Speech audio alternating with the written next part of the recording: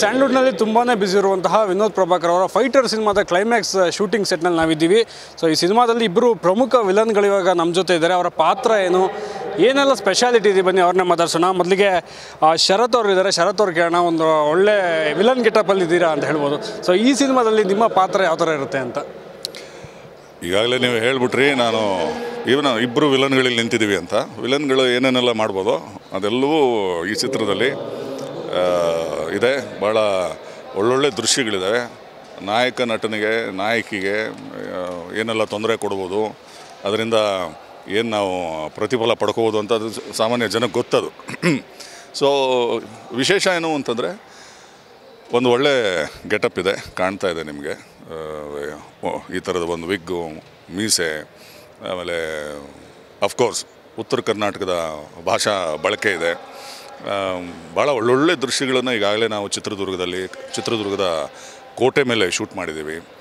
ಆಮೇಲೆ ಈಗ ಸದ್ಯಕ್ಕೆ ಕ್ಲೈಮ್ಯಾಕ್ಸ್ ದೃಶ್ಯಗಳು ನಡೀತಾ ಇದೆ. ಸಾಕಷ್ಟು ಜನ ಫೈಟರ್ಸ್ ಇದ್ದಾರೆ. ವಿನೋದ್ ಅಂತ ಸ್ಟಂಟ್ ಮಾಸ್ಟ್ರು ಭಾಳಷ್ಟು ಒಳ್ಳೊಳ್ಳೆ ಸಾಹಸ ದೃಶ್ಯಗಳನ್ನು ತೆಗಿತಾ ಇದ್ದಾರೆ. ಒಟ್ಟಾರೆ ಒಂದು ಬೇರೆ ರೀತಿಯ ಒಂದು ಕಬ್ಬ ಬಳಸುವಂಥದ್ದು, ಕಚ್ಚೆ, ಆಮೇಲೆ ಆ ಕಡೆಯ ಸೊಗಡನ್ನು ನೆನಪಿಸೋವಂಥ, ಉತ್ತರ ಕರ್ನಾಟಕದ ಸೊಗಡನ್ನು ನೆನಪಿಸೋವಂಥ ಒಂದು ಪಾತ್ರ. ನಾನಂತೂ ಖುಷಿ ಪಡ್ತಾ ಇದ್ದೀನಿ. ಅಫ್ಕೋರ್ಸ್ ಡಿಫ್ರೆಂಟ್ ಆಗಂತೂ ಇದೆ. ಸರ್, ನಾವು ನೋಡ್ತಾ ಇರೋ ಒಂದು 10 ಸಿನಿಮಾ ಅಂದರೆ ಒಂದು 5 ಸಿನಿಮಾದಲ್ಲಿ ನೀವು ಇದ್ದೇ ಇರ್ತೀರ ಆಲ್ಮೋಸ್ಟ್. ಸೊ ವಿನೋದ್ ಸರ್ ಜೊತೆ ಆ್ಯಕ್ಟ್ ಮಾಡೋದು ಹೇಗಿರುತ್ತೆ ಅಂತ? ವಿನೋದ್ ಪ್ರಭಾಕರ್ ಅವರು, ನಾನು ಈಗಾಗಲೇ 3ನೇದು 4ನೇದು ಚಿತ್ರ ಒಟ್ಟಿಗೆ ಅಭಿನಯಿಸ್ತಾ ಇರೋವಂಥದ್ದು.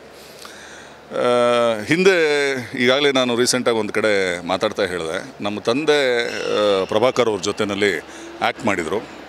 ಭಾಳಷ್ಟು ಸಿನಿಮಾಗಳಲ್ಲಿ ನಮ್ಮ ತಂದೆ ಅವ್ರ ಚಿತ್ರಗಳಲ್ಲೇ ಅಭಿನಯಿಸಿದರು, ಅವ್ರ ನಿರ್ದೇಶನದಲ್ಲೂ ಅಭಿನಯಿಸಿದರು. ಸೊ ಖುಷಿಯಾಗುತ್ತೆ. ಏನಪ್ಪ ಅಂತಂದರೆ, ಈಗ ಮತ್ತೆ ಒಂದಷ್ಟು ಜನ್ರೇಷನ್ಗಳು ಕಳೆದ ಮೇಲೆ ಅವರ ಮಗನ ಜೊತೆಯಲ್ಲಿ ನಾನು ಪಾತ್ರ ಮಾಡ್ತಾ ಇರೋವಂಥದ್ದು. ಈ ಚಿತ್ರದ ನಾಯಕ ನಟ ಅವರು ಭಾಳಷ್ಟು ನಿಮಗೆ ಕಾಣುತ್ತೆ, ಅವ್ರನ್ನ ನೋಡಿದ್ರೆ ಹೇಗಿದ್ದಾರೆ ಅವರು ಅಂತ. ಭಾಳ ಕಮಿಟೆಡ್ ನಟ, ಭಾಳ ಡಿಸಿಪ್ಲಿನ್ ನಟ. ಭಾಳಷ್ಟು ಪ್ರತಿಯೊಂದು ದೃಶ್ಯನ ಅವರು ಅಚ್ಚುಕಟ್ಟಾಗಿ ಮಾಡ್ತಾ ಹೋಗ್ತಾರೆ. ಆಮೇಲೆ ಎಲ್ಲೂ ನನಗೆ ಅವರು ಹೊಸಬ್ರು ಅಥವಾ ಬರೀ 4-3 ಚಿತ್ರದಲ್ಲಿ ಅಭಿನಯಿಸಿದ್ದೀನಿ ಅವ್ರ ಜೊತೆಲಿ ಅಂತ ಯಾವತ್ತೂ ಅನಿಸಿಲ್ಲ. ಭಾಳ ಒಬ್ಬ ಪರಿಪೂರ್ಣ ನಟ, ಭಾಳ ಕಷ್ಟಜೀವಿ. ಖುಷಿಯಾಗಿರುತ್ತೆ ಮಾಹೋಲು, ನಾವೆಲ್ಲ ಒಟ್ಟಿಗೆ ಸೇರಿದಾಗ ಭಾಳ ಫ್ರೆಂಡ್ಲಿ ಆಗಿರುತ್ತೆ. ಆ್ಯಂಡ್ ತುಂಬ ಫನ್ನಾಗಿರುತ್ತೆ ಪ್ರತಿ ದೃಶ್ಯಗಳು. ಎಲ್ಲೂ ಕೂಡ ನಾವು ಚಿತ್ರದಲ್ಲಿ ಆನ್ ಸ್ಕ್ರೀನ್ ನೋಡಿದಾಗ ಅವರು ಹೀರೋ, ನಾವು ವಿಲನ್ನು ಈ ಥರ ಕಾಣ್ತಾ ಇರುತ್ತೆ. ಬಟ್ ನೀವು ಸೆಟ್ಟಿಗೆ ಬಂದಾಗ ನಾವೆಲ್ಲ ಭಾಳ ಒಳ್ಳೆ ಸ್ನೇಹಿತರ ಥರ ಇರ್ತೀವಿ. ಅವರು ನಮಗೆ ಅಷ್ಟೇ ಪ್ರೀತಿ ಗೌರವ ಕೊಡ್ತಾರೆ, ಅವರಿಗೆ ನಮ್ಮ ಪ್ರೀತಿ ಗೌರವ ಇರುತ್ತೆ. It is very nice. ಒಂದು ಒಳ್ಳೆಯ ಅನುಭವ ಅವ್ರ ಜೊತೆಲಿ ಕೆಲಸ ಮಾಡೋದು. ಒಬ್ಬ ಒಳ್ಳೆ ನಟ, ಬೆಳೀತಾ ಇದ್ದಾರೆ, ಇನ್ನೂ ಎತ್ತರಕ್ಕೆ ಬೆಳೀತಾರೆ ಅಂತ ನಾನು ಭಾಳ ಕಾನ್ಫಿಡೆಂಟಾಗಿ ಹೇಳ್ತೀನಿ. And he is reaping that. ಅವರ ಎಲ್ಲ ಕಷ್ಟಗಳಿಗೆ ಅವ್ರೇನು ಕಷ್ಟಪಟ್ಟು ತನ್ನನ್ನು ತಾನು ಅವರು ರೂಪಿಸ್ಕೋತಾ ಇದ್ದಾರೆ, ಅದು ಎಲ್ಲದಕ್ಕೂ ಅವ್ರಿಗೆ ಯಶಸ್ಸು ಸಿಗುತ್ತೆ ಅಂತ ನಾನು ಭಾವಿಸಿದ್ದೀನಿ. ಸರ್, ನಿಮ್ಮ ಹತ್ರ ಇನ್ನೊಂದು ಇಂಪಾರ್ಟೆಂಟ್ ಕ್ವಶನ್ ಕೇಳಬೇಕು. ಅದಕ್ಕೆ ಮುಂಚೆ ದೀಪಕ್ ಅವ್ರನ್ನ ಮಾತಾಡ್ಸ್ಬಿಡ್ತೀನಿ. ಸದ್ಯಕ್ಕೆ ಸ್ಯಾಂಡ್ಲ್ವುಡ್ನ ಸ್ವಲ್ಪ ಸ್ಟೈಲಿಶ್ ಆಗಿ ಕಾಣಿಸೋಂಥ ವಿಲನ್ ಅಂದರೆ ದೀಪಕ್ ಅವರು. ಸೊ ಇವ್ರು ನೋಡಿದ್ರೆ ಒಂದು ಸ್ವಲ್ಪ ಟಾಲಿವುಡ್ಡು, ಈ ಬಾಲಿವುಡ್ ಈ ಥರ ಎಲ್ಲ ವಿಲನ್ಗಳು ಯಾವ ಥರ ಕಾಣ್ತಾರೋ ಆ ಥರ ಕಾಣ್ತಾರೆ. ಸೊ ಅವ್ರನ್ನ ಕೇಳೋಣ, ಇದರಲ್ಲಿ ಯಾವ ಥರ ಕ್ಯಾರೆಕ್ಟರ್ ಮಾಡ್ತಿದ್ದಾರೆ ಅಂತ. ನಮಸ್ಕಾರ. ಇದರಲ್ಲಿ ನೆಗೆಟಿವ್ ಪಾತ್ರ ಮಾಡ್ತಾಯಿದ್ದೀನಿ. ನೀವು ಹೇಳ್ದಂಗೆ ತುಂಬ ಸ್ಟೈಲಿಶ್ ಆಗಿ ಡಿಸೈನ್ ಮಾಡಿದ್ದಾರೆ. ಕಾಸ್ಟ್ಯೂಮ್ ಆಗಿರ್ಬೋದು, ಹೇರ್ ಸ್ಟೈಲ್ ಆಗಿರ್ಬೋದು, ತುಂಬ ಲೀನ್ ಆಗಿದ್ದೆ ನಾನು ಹಿಂದೆ. ಸೊ ಈ ಸಿನಿಮಾಗೋಸ್ಕರ ಒಂದು 2 ಮಂತ್ಸ್ ಕೊಟ್ಟು 15 kg ಪ್ಲಸ್ ಮಾಡ್ಕೋಬೇಕು ಅಂತ ಡೈರೆಕ್ಟರ್ ಹೇಳಿದಾಗಿಂದ ಡಯಟ್ ವರ್ಕೌಟೆಲ್ಲ ಚೇಂಜ್ ಮಾಡಿಕೊಂಡು ಇವಾಗ 100 kg ಬಂದು ನಿಂತಿದ್ದೀನಿ. ಕ್ಯಾರೆಕ್ಟರ್ ಹೇಗಿದೆ ಅಂದರೆ, ಒಂದು ಹಳ್ಳಿಲಿಡ್ತಾನೆ ಉತ್ತರ ಕರ್ನಾಟಕ. ಬಟ್ ಅಲ್ಲೆಲ್ಲ ಇರೋ ಕಿತಾಪತಿಗಳನ್ನ ಮಾಡಿಕೊಂಡು, ವಿಲನ್ಸ್ ಮಾಡೋ ಕೆಲಸಗಳನ್ನ ಮಾಡಿಕೊಂಡು ಅಬ್ರಾಡ್ ಹೋಗಿರ್ತಾನೆ. ಸೊ ಅಲ್ಲಿಂದ ಬಂದಿರೋವಂಥ ಇದು ಗೆಟಪ್. ಇದು ಸ್ವಲ್ಪ ಸ್ಟೈಲಿಶ್ ಆಗಿ ಫಾರಿನರ್ ಬಂದರೆ ಹೆಂಗಿರ್ತಾರೋ ಆ ಥರದೊಂದು ಗೆಟಪ್ ಇದು. ಸೊ 2 ಶೇಡ್ ಬರುತ್ತೆ, ಒಂದು ಹಳ್ಳಿ ಶೇಡು, ಒಂದು ಮಾಡರ್ನ್ ಲುಕ್ ಬರುತ್ತೆ ಇದರಲ್ಲಿ. ಓಕೆ, ವಿನೋದ್ ಸರ್ ಜೊತೆ ವರ್ಕ್ ಮಾಡ್ತಿರೋದು, ಜೊತೆಗೆ ನೂತನ್ ಅವರು ಡೈರೆಕ್ಟ್ರು, ಅವ್ರ ಜೊತೆ ವರ್ಕ್ ಮಾಡ್ತಿರೋದು ಅನುಭವ? ನೂತನ್ ಸರ್ ತುಂಬ ಫೋಕಸ್ಡ್. ಅವ್ರಿಗೆ ಏನು ಬೇಕೋ, ಹೇಗೆ ಬೇಕು ಅಂತ ಆಲ್ರೆಡಿ ಪ್ಲ್ಯಾನ್ ಮಾಡಿರ್ತಾರೆ. ಸೊ ಅವ್ರ ಜೊತೆ ವರ್ಕ್ ಮಾಡೋದು ತುಂಬ ಈಸಿ ಅನ್ನಿಸ್ತಾ ಇದೆ. ಅಂದರೆ ಅವ್ರಿಗೆ ಏನು ಬೇಕೋ, ಇಷ್ಟೇ ಬೇಕಪ್ಪ ನನಗೆ ಅಂತ ಅಷ್ಟು ಮಾತ್ರ ಶಾರ್ಟ್ಸ್ ತೊಗೋತಾರೆ. ಆಮೇಲೆ ಆ ಒಂದು ಕ್ಯಾರೆಕ್ಟರ್ನ, ಒಂದು ಸೀನ್ ಎಕ್ಸ್ಪ್ಲೇನ್ ಮಾಡೋಕ್ಕೆ ತುಂಬ ಟೈಮ್ ತೊಗೋತಾರೆ. ಅಂದರೆ ಅವ್ರಿಗೆ ಹೇಗೆ ಬೇಕೋ ಅದನ್ನು ಆ ಥರನೇ ಬರಬೇಕು ಅವರಿಗೆ. ಅದು ಕಾಂಪ್ರಮೈಸ್ ಆಗೋಲ್ಲ ಯಾವ ಶಾರ್ಟ್ಸಲ್ಲೂ, ಯಾವ ಸೀನಲ್ಲೂ. ಡೈಲಾಗ್ ಕೂಡ ವೇರಿಯೇಷನ್, ಅವರಿಗೆ ಟೈಮಿಂಗು ಎಲ್ಲ ಕರೆಕ್ಟಾಗಿರಬೇಕು. ವಿನೋದ್ ಸರ್ ಜೊತೆ ನಂದು ಇದು ರಗಡ್ ಅನ್ನೋದು ಸೆಕೆಂಡ್ ಸಿನಿಮಾ ಇದು. ಅವ್ರ ಬಗ್ಗೆ ಏನು ಹೇಳೋದು, is a very good actor. Stunt ಅಂತೂ ತುಂಬ ಚೆನ್ನಾಗಿ ಮಾಡ್ತಾರೆ, ತುಂಬ ಲೀಲಾಜಾಲವಾಗಿ ಮಾಡ್ತಾರೆ. And very friendly nature. ಅವರೊಬ್ಬರು ದೊಡ್ಡ ಹೀರೋ ಅಂತ ಅನಿಸಲ್ಲ, ಚೆನ್ನಾಗಿ ಮಾತಾಡಿಸ್ತಾರೆ ಬಂದಾಗ. ಸೊ ಕಂಫರ್ಟ್ ಲೆವೆಲ್ ತುಂಬ ಚೆನ್ನಾಗಿದೆ ಇಲ್ಲಿ. ಸೊ ಶರತ್ ಸರ್, ಒಂದು ವಿಷಯ ಏನಂತ ಅಂದರೆ ಈಗ ಹೀರೋಗಳಿಗೆ ಇಲ್ಲದೆ ಇರೋಷ್ಟು ಡಿಮ್ಯಾಂಡ್ ವಿಲನ್ಗಳಿಗಿದೆ, ಅಂದರೆ ಅವ್ರು ಡೇಟ್ ಸಿಗಲ್ಲ ಅಂತ ಈಗ ವಿನೋದ್ ಸರ್ ಕೂಡ ಹೇಳ್ತಿದ್ರು. ಸೊ ಅದನ್ನ ಕೇಳಿದಾಗ ಹೇಗೆ ಅನಿಸುತ್ತೆ ನಿಮಗೆ? ಹಂಗೆ ಡೇಟ್ಸ್ ಕ್ಲಾಶ್ ಆಗುತ್ತಾ ಹೇಗೆ ಅಂತ? ನಾವು ಒಂದು ಕಾಲ ಇತ್ತು, ನಟನಾಗೇ ಬರಬೇಕು, ಆ್ಯಕ್ಟ್ ಮಾಡಬೇಕು ಅನ್ನೋ ಒಂದು ತುಡ್ತಾ ಇದ್ದದ ಕಾಲದಲ್ಲಿ ಅವಕಾಶಗಳು ಅಷ್ಟಾಗಿ ಬರ್ತಾ ಇರಲಿಲ್ಲ, ಕೊರತೆ ಇತ್ತು. ಇಲ್ಲಿ ಒಂದು 10-15 ವರ್ಷ ನಾವಿಲ್ಲಿ ಸಮಯ ಕಳೆದಾದಮೇಲೆ ಯಾವುದೋ ಒಂದು ಬ್ರೇಕ್ ಅಂತ ಸಿಕ್ತು. ಆ ಬ್ರೇಕ್ ಅಂತ ಸಿಕ್ಕಾದಮೇಲೆ ಬ್ಯುಸಿ ಆಗೋಕ್ಕೆ ಶುರುವಾದ್ವಿ. ಪ್ರತಿಯೊಬ್ಬರು, ನಾನೊಬ್ಬ ಅಂತಲ್ಲ, ಯಾರೇ ಕಲಾವಿದರು, ಯಾರೇ ಆಸೆ ಪಟ್ಟು ಇಲ್ಲಿ ಬಂದು ಕೆಲಸ ಮಾಡಬೇಕು ಅಂತ ಬಯಸೋರು, ಅವರು ಬ್ಯುಸಿ ಆದರೆ ತಪ್ಪೇನಿದೆ. ಅವರು ನಾನಾ ಚಿತ್ರಗಳಲ್ಲಿ, ನಾನಾ ಭಾಷೆಗಳಲ್ಲಿ ಹೋಗಿ ಕೆಲಸ ಮಾಡ್ತಾ ಬಂದರೆ ಅದು ನಮ್ಮ ಹೆಮ್ಮೆನೇ. ಅದು ಕನ್ನಡಕ್ಕೆ ಹೆಮ್ಮೆ, ಕರ್ನಾಟಕಕ್ಕೆ ಹೆಮ್ಮೆ. ಹಾಗಾಗಿ ನಾನು ಸಾಕಷ್ಟು ವರ್ಷಗಳು ಇಲ್ಲಿ ಸವಿಸಿ ಕಲಾವಿದನಾಗಿ ಬಂದು ರಂಜಿಸಬೇಕು, ಮನರಂಜಿಸಬೇಕು ಜನರನ್ನು ಅಂತ ಆಸೆ ಪಟ್ಟ ದಿವಸಗಳಲ್ಲಿ ಸಿಗಲಿಲ್ಲ. ಬಟ್ ಭಾಳ ವರ್ಷಗಳು ಕಾಯಬೇಕಾಗಿತ್ತು ಅಂತ ಕಾಣುತ್ತೆ. ಸೊ ಕಾದಿದ್ದೆ, ಅದಕ್ಕೆಲ್ಲವೂ ಪ್ರತಿಫಲ ಒಂದು 15-18 ವರ್ಷಗಳ ನಂತರ ಸಿಕ್ತು. ಮಾಡ್ತಾ ಇರ್ತೀನಿ. ಅಫ್ಕೋರ್ಸ್ ನಾನು ನನ್ನ ಭಾಷೆಗೆ ಯಾವತ್ತೂ ಮೋಸ ಮಾಡಿಲ್ಲ. ನಾನು ಭಾಷೆಗೆ ಮೋಸ ಮಾಡಿದೆ ಅಂದರೆ ನನಗೆ ನಾನೇ ಮೋಸ ಮಾಡ್ಕೊಂಡಂಗೆ.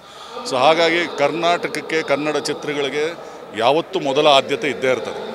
ಸೊ ಎಷ್ಟೋ ಚಿತ್ರಗಳು, ಒಂದು 125-130 ಕನ್ನಡ ಚಿತ್ರಗಳು ಮಾಡಾದ ಮೇಲೆ ನಾನು ತಮಿಳಲ್ಲಿ ಒಂದು 20 ಚಿತ್ರಗಳನ್ನು ಮಾಡೋಕ್ಕಾಯ್ತು, ತೆಲುಗಿನಲ್ಲಿ ಒಂದು 3 ಚಿತ್ರಗಳನ್ನು ಮಾಡೋಕ್ಕಾಯ್ತು, ಮಲಯಾಳದಲ್ಲಿ ಒಂದು ಚಿತ್ರ ಮಾಡೋಕ್ಕಾಯ್ತು. ಸೊ ಖುಷಿ ಆಗ್ತದೆ. ಸೊ ನಮ್ಮ ಡೇಟ್ಸು ಕನ್ನಡಕ್ಕೆ ಯಾವತ್ತೂ ಇದ್ದೇ ಇರುತ್ತೆ. ಎಲ್ಲೋ ಬಾಯಿಂದ ಬಾಯಿಗೆ ಹರಿದಾಡಿದಾಗ ಬ್ಯುಸಿ ಇದ್ದಾರೆ ಅಂತ ಅದು ಅಂದ್ಕೊಂಡ್ಬಿಡೋದು ಪ್ರಾಯಶಃ ತಪ್ಪಾಗುತ್ತೋ ಏನೋ.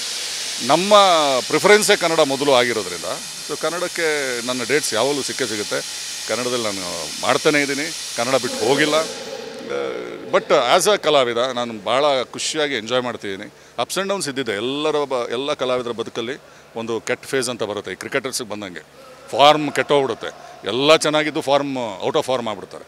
ಸೊ ಹಾಗಾಗಿ ಎಲ್ಲವೂ ಇದ್ದು ಯಾವುದೋ ಕಾರಣಗಳಿಗೆ ನಮಗೆ ಕೆಲಸ ಇಲ್ದಂಗೆ ಆಗುತ್ತೆ. ಯಾಕಿಷ್ಟು ನಿಮಗೆ ದೀರ್ಘವಾಗಿ ಹೇಳಬೇಕು ಅಂತಂದರೆ, ನಮಗೆ ಕಲಾವಿದರಿಗೆ ನಾವೇ ಇನ್ವೆಸ್ಟ್ಮೆಂಟು. ನಾವು ಎಲ್ಲಿವರೆಗೆ ಆರೋಗ್ಯವಾಗಿ, ಎಲ್ಲಿವರೆಗೆ ನಾವು ಅಚ್ಚುಕಟ್ಟಾಗಿ ಕೆಲಸ ಮಾಡಿಕೊಂಡು ಹೋಗ್ತಾ ಇರ್ತೀವಿ, ಎಲ್ಲಿವರೆಗೆ ಜನ ನಮ್ಮನ್ನು ಇಷ್ಟಪಡ್ತಾ ಇರ್ತಾರೆ, ಅಲ್ಲಿವರೆಗೂ ನಾವು ಮಾಡ್ತಾ ಹೋಗಬೇಕು ಕೆಲಸ. ನಾವು ಮಾಡಲ್ಲ, ನನಗೆ ಇನ್ನೇನೋ ಆಯಿತು, ಮತ್ತೊಂದಾಯಿತು ಅಂತ ಮಾಡಿದ್ರೆ ಕಲಾದೇವಿ ನಮ್ಮನ್ನು ಬಿಟ್ಟು ಹೋಗ್ತಾಳೆ. ಸೊ ಹಾಗಾಗಿ ಕಲಾ ಸೇವೆಗೆ ಅಂತ ಬಂದಿರೋರು, ನಟರಾಗಬೇಕು ಅಂತ ಬಂದಿರೋರು, ಯಾರು ಕರೀಲಿ, ಎಲ್ಲೇ ಕರೀಲಿ, ಎಲ್ಲಿ ಅನ್ನ ಅದು ಸಿಗುತ್ತೋ ಅಲ್ಲಿ ಹುಡುಕೊಂಡು ಹೋಗಿ ಶಿರಸಾವಹಿಸಿ ಕೈ ಮುಗಿದು ಕೆಲಸ ಮಾಡೋದು ನಮ್ಮ ಕರ್ತವ್ಯ ಅಂತ ನಾನು ಅಂದ್ಕೊಂಡಿದ್ದೀನಿ. ಹಾಗಾಗಿ ಆಫ್ಕೋರ್ಸ್ ಬ್ಯುಸಿಯಾಗಿದ್ದೀನಿ. ಕನ್ನಡಕ್ಕೆ, ಕನ್ನಡ ಚಿತ್ರಗಳಿಗೆ ಯಾವತ್ತೂ ನಾವು ಇದ್ದೇ ಇದ್ದೀವಿ, ಮಾಡ್ತಾನೆ ಇರುತ್ತೆ. ಮಾತು ಹೇಳಿದ್ರಿ ಕನ್ನಡದಲ್ಲಿ ಬ್ಯುಸಿ ಆಗಿರ್ತೀನಿ, ಕನ್ನಡಕ್ಕೆ ಪ್ರಾಶಸ್ತ್ಯ ಕೊಡ್ತೀನಿ ಅಂತ. ಬಟ್ ಒಂದು ವಿಷಯ ಏನು ಖುಷಿ ಪಡೋದು ಅಂತಂದರೆ, ಸೊ ಈಗ ಬೇರೆ ಭಾಷೆಗಳಿಗೆ ಹೋಗೋಕ್ಕೆ ಮುಂಚೆ ಕನ್ನಡಕ್ಕೆ ಅಲ್ಲೆಲ್ಲ ನಮಗೆ ಪ್ರಾಧಾನ್ಯತೆ ಸಿಗ್ತಾ ಇದೆ. ಕನ್ನಡ ಸಿನಿಮಾಗಳು ಅಲ್ಲಿ ಕೂಡ ಮಿಂಚ್ತಾ ಇದೆ. ಸೊ ಅದನ್ನು ಕೇಳಾಗ, ಯಾಕೆಂದರೆ ನೀವು ಕನ್ನಡದಲ್ಲಿ ಆ್ಯಕ್ಟ್ ಮಾಡಿದ್ರು ನಿಮ್ಮ ಸಿನಿಮಾಗಳು ತೆಲುಗು, ತಮಿಳು ಎಲ್ಲ ಕಡೆ ಡಬ್ ಆಗುತ್ತೆ. ಸೊ ಅಲ್ಲೂ ಕೂಡ ಜನ ನೋಡ್ತಿದ್ದಾರೆ. ಸೊ ಅದನ್ನು ನೋಡೋಕೆ ಹೇಗೆ ಅನಿಸುತ್ತೆ ಅಂತ? ಅಲ್ಲಿ ಯಾರಿಗೆ ಖುಷಿ ಆಗಲ್ಲ ಹೇಳಿ? ಈಗ ಕರ್ನಾಟಕದಲ್ಲಿ ನಮ್ಮನ್ನು ಇಷ್ಟಪಡೋರು ಬಂದು ಮಾತಾಡಿಸಿ ಗೌರವ ಕೊಟ್ಟು ಪ್ರೀತಿಯಿಂದ ಕಂಡಾಗ ಎಷ್ಟು ಖುಷಿ ಆಗುತ್ತೋ, ಅರೆ ಬೇರೆ ಕಡೆಯಲ್ಲೂ ನಮ್ಮನ್ನು ಗುರುತಿಸ್ತಾರಲ್ಲ. ನಾವು ಮಾಡಿರೋ ಕೆಲಸನ ಇಷ್ಟಪಟ್ಟು ನಮ್ಮನ್ನು ಬಂದು ಹತ್ತಿರದಿಂದ ಪ್ರೀತಿಯಿಂದ ಮಾತಾಡಿಸಿ ಕೈ ಕುಲುಕಿ ಸೆಲ್ಫಿ ತೊಗೊಂಡು ಮಾಡಿದಾಗ ಅದರಿಂದ ಬೇಸರ ಆಗುತ್ತೆ ಅಂತ ನಾನು ಯಾವ ಕಲಾವಿದನೂ ಹೇಳ್ತಾನೆ ಅಂತ ಅಂದ್ಕೊಂಡಿಲ್ಲ, ಯಾವ ಕಲಾವಿದ ಅಥವಾ ಕಲಾವಿದೆ. ಸೊ ತಮಿಳ್ನಾಡಿನಲ್ಲೂ ಇಷ್ಟೇ ಪ್ರೀತಿಯಿಂದ, ಇಷ್ಟೇ ಗೌರವದಿಂದ ಬಂದು ಮಾತಾಡಿಸಿ ಪ್ರೀತಿ ಮಾಡ್ತಾರೆ. ಅವರು ಯಾವ ಭಾಷೆಯವರು, ನೀವು ಯಾವ ಪ್ರಾಂತ್ಯದವರು ಅಂತ ಕೂಡ ಕೇಳಿಲ್ಲ. ಹಾಗೇ ತೆಲುಗಿನಲ್ಲೂ ಕೂಡ ನಮ್ಮ ಪೊಲೀಸ್ ಸ್ಟೋರಿ ಅಂತ ಒಂದು ಸಿನಿಮಾ ನನಗೆ ಗೊತ್ತಿಲ್ಲ, ಆಗ ನಾನು ಬರೀ ಕನ್ನಡದಲ್ಲಿ ಮಾಡ್ತಾಯಿದ್ದೆ. ಕನ್ನಡದ 2ನೇ ಚಿತ್ರ ನಂದು. ಯಾವತ್ತೂ ಅದು ಡಬ್ ಆಗಿದೆ ಹೈದರಾಬಾದಲ್ಲಿ. ತೆಲುಗು ಜನಗಳಿಗೆಲ್ಲ ಅದು ಸಾಯಿ ಕುಮಾರ್ ಅವರು ಆ್ಯಕ್ಟ್ ಮಾಡಿದ್ರಿಂದ ಡಬ್ ಆಗಿಬಿಟ್ಟಿದೆ ಅದು ತೆಲುಗಿಗೆ. ನಾನು ಏನೋ ಕ್ಯಾಶುವಲ್ ಆಗಿ ಶೂಟಿಂಗ್ ಬಿಡುವಿನ ಸಮಯದಲ್ಲಿ ಎಲ್ಲ ಊಟಕ್ಕೆ ಅಂತ ಹೋದಾಗ ಯಾರೋ ಒಬ್ಬ ವ್ಯಕ್ತಿ ಬಂದು ನನ್ನನ್ನು, ಹೈದರಾಬಾದಿನ ಒಬ್ಬ ತೆಲುಗು ಹುಡುಗ ಬಂದು ಮಾತಾಡಿಸಿ, ಅಷ್ಟು ಚೆನ್ನಾಗಿ ಮಾಡಿದಿರಿ, ಇಷ್ಟು ಚೆನ್ನಾಗಿ ಮಾಡಿದಿರಿ, ಇದು ತುಂಬ ಖುಷಿಯಾಯಿತು ಅಂದ್ಬಿಟ್ಟು ಗೌರವಿಸಿ ಪ್ರೀತಿ ಮಾಡಿ ಹೋಗಿದ್ದಾರೆ. ಸೊ ಆ ಥರದ್ದು ನಮಗೆ ಫ್ರೇಮ್ ಏನಿಲ್ಲ ಕಲಾವಿದರಿಗೆ. ಅದು ಎಲ್ಲ ಕಡೆಯೂ ಭಾವನೆಗಳನ್ನು ಬಿತ್ತರಿಸೋದ್ರಿಂದ ನಾವುಗಳು ಭಾವನೆಯನ್ನು ಹಂಚೋದ್ರಿಂದ, ಭಾವನೆ ಜೊತೆಯಲ್ಲೇ ಭಾವನೆಗಳ ಮಧ್ಯೆನೇ ಕೆಲಸ ಮಾಡೋದ್ರಿಂದ ಯಾರು ಪ್ರೀತಿ ಮಾಡ್ತಾರೋ, ಯಾರು ಇದು ಮಾಡ್ತಾರೋ ಅವ್ರಿಗೆ ನಾವು ನಮಸ್ಕಾರ ಹೇಳ್ತೀವಿ. Okay sir, thank you sir. ನೋಡ್ತೀವಿ ನಿಮ್ಮ ಗೆಟಪ್ಪು ಕ್ಯಾರೆಕ್ಟರ್ ಹೇಗಿರುತ್ತೆ ಅಂತ ಥಿಯೇಟ್ರಲ್ಲಿ ನೋಡೋಕ್ಕೆ ಜನ ಕೂಡ ಕಾಯ್ತಾ ಇರ್ತಾರೆ ಅಂತೀವಿ. ಸೊ ಇದು ಈ ಸಿನಿಮಾದ ಇಬ್ಬರು ಮೇಜರ್ ವಿಲನ್ಗಳು, ಕನ್ನಡಿಗರು ಹೆಮ್ಮೆ ಪಡಬೇಕಾದಂತಹ ನಟರ ಜೊತೆ ನಾವು ಇವತ್ತು ಮಾತಾಡಿದ್ವಿ. ಕ್ಯಾಮರಾ ಪರ್ಸನ್ ಅಶೋಕ್ ಜೊತೆ ಕಿರಣ್ ಚಂದ್ರ, ಫಸ್ಟ್ ನ್ಯೂಸ್ ಬೆಂಗಳೂರು.